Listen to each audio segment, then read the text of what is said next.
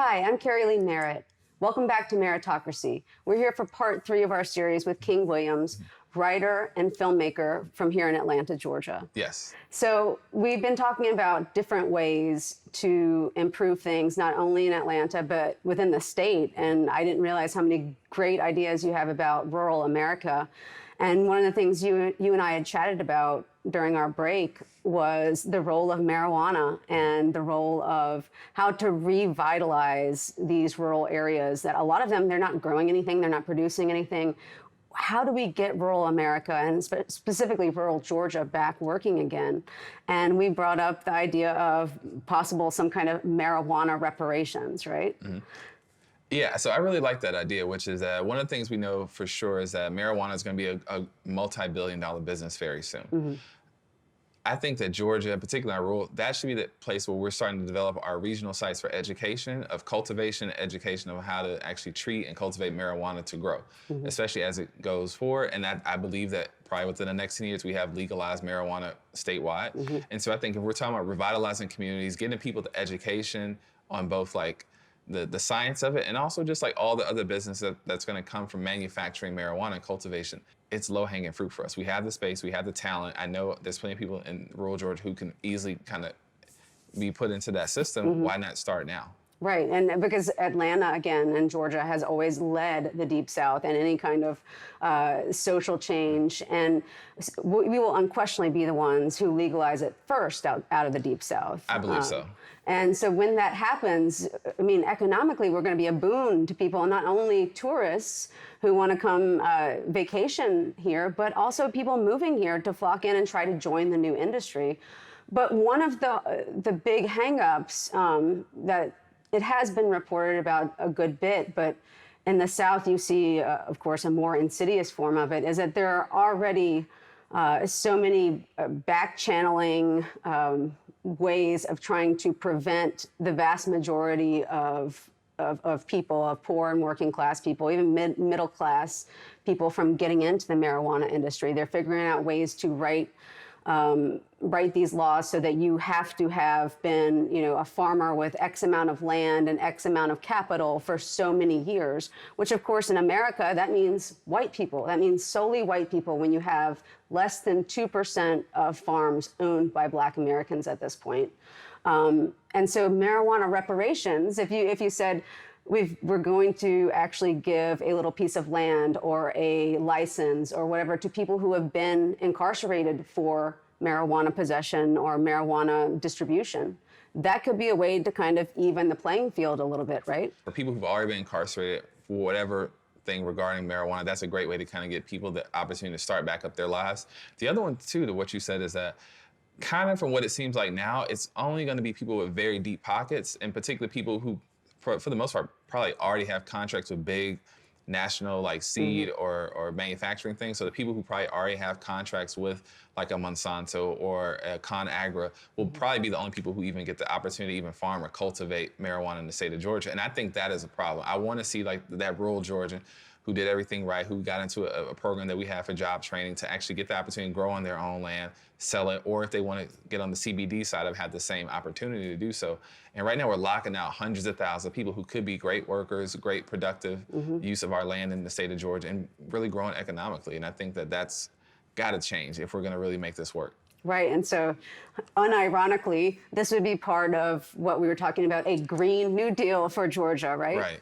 I think Georgia's low-hanging fruit, there's a woman by the name of Erin Hayes, who's from Atlanta but lives all over the world now, who talks about Georgia going green as a way to grow economically. Mm-hmm. And it's not just about recycling, which is a part of it, but it's about how do we, every retrofitting of our current life as we have as Americans, Georgia pretty much has the land, has the opportunity, has the talent, and the available talent mm-hmm. to even to start greening up everything, greening up our roads, our buildings, our water supply, our recycling.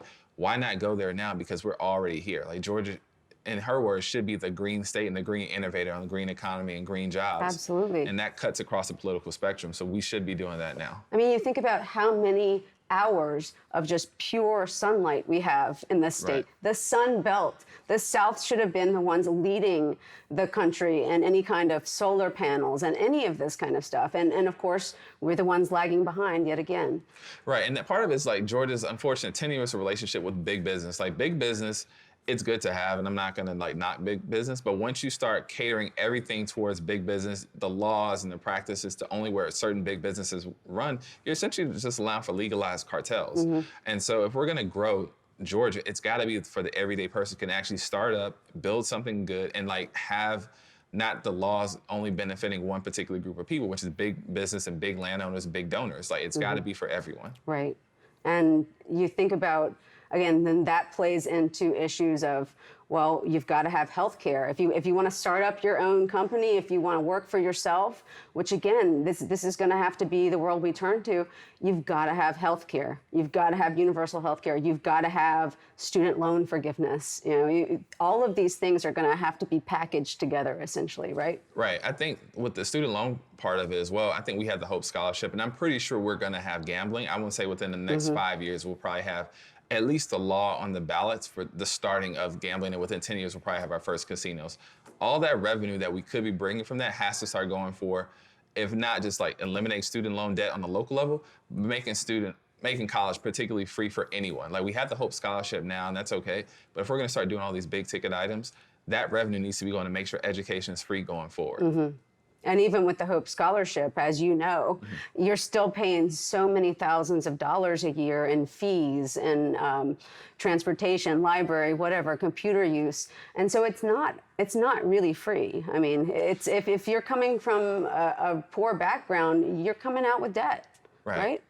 And I think that that's going to be the thing going forward. Like America cannot sustain itself by the average person just coming into debt. We cannot be a nation of debtors. We have to be a nation of innovators and thinkers. And the way we're going right now, it's not sustainable. And I think if we're going to be growing ourselves as a people, it's got to be some changes made. And this all ties very much into your work on gentrification. And so I just want you to speak a little bit about that. Yeah, so even talking about this, so what people always talk to me about is that they always ask them first, like, what do you think gentrification is, right? And so people give me their different ideas. I talk to 100 people, they give me 100 different ideas. But gentrification comes from a French word called gentris, which means of noble birth, and particularly the nobility, and it comes from a very specific time. And so Ruth Glass, who is the woman who actually is coined with creating the term, she based it on one particular time. She's from England, she's from London, she picked that word. It was by definition and by practice, the gentry. So the landed gentry in particular, which is where we get the word landlord from, believe it or not, it's from like the lords, the landed lords. And so the landed gentry would essentially dictate the actual land use on the everyday person. So your proximity to, in this case, like the king, the queen, the aristocracy, allows you to have land, how to dictate land, and how the everyday person could be. So when she came with that word gentrification, that's where she was coming from. And so the documentary of the Atlanta Way kind of talks about that. What happens when the elites kind of dictate what happens on the land?